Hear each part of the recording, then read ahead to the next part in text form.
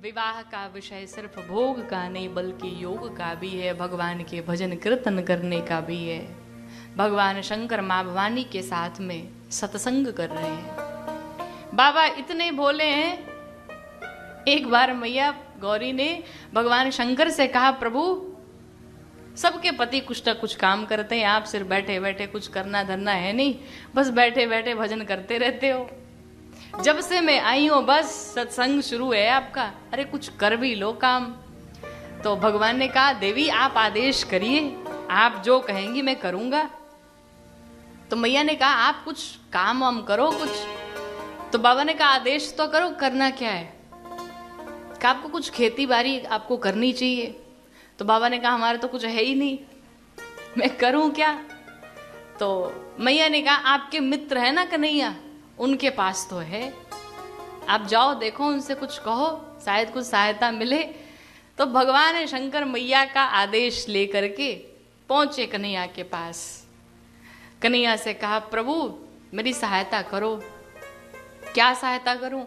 कहा, मुझे कुछ खेत दे दो और कुछ बैल दे दो, तो मैं कुछ काम कर सकूं, खेती में कुछ कार्य करूं।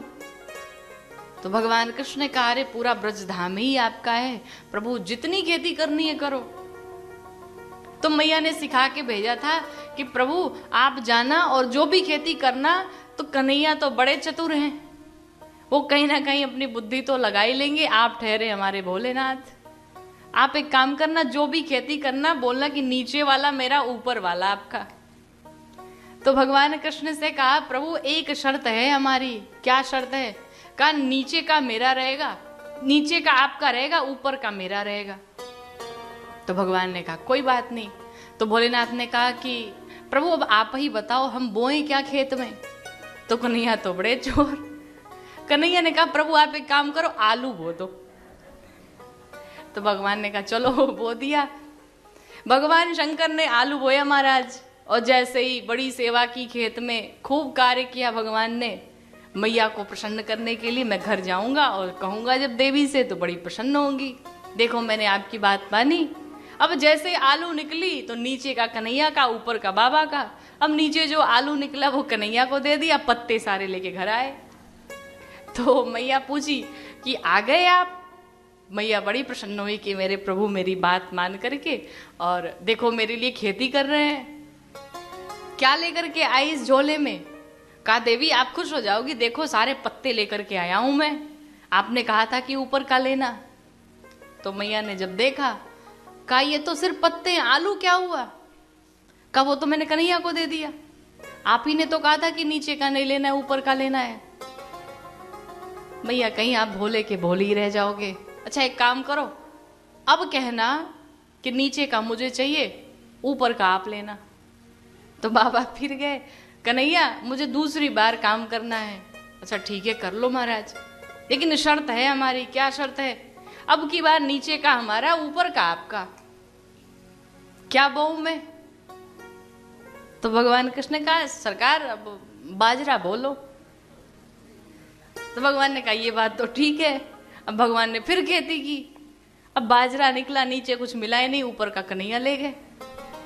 मैया के पास पहुंचे, क्या लेकर के आए? अब की बार तो लेकर के आए होंगे।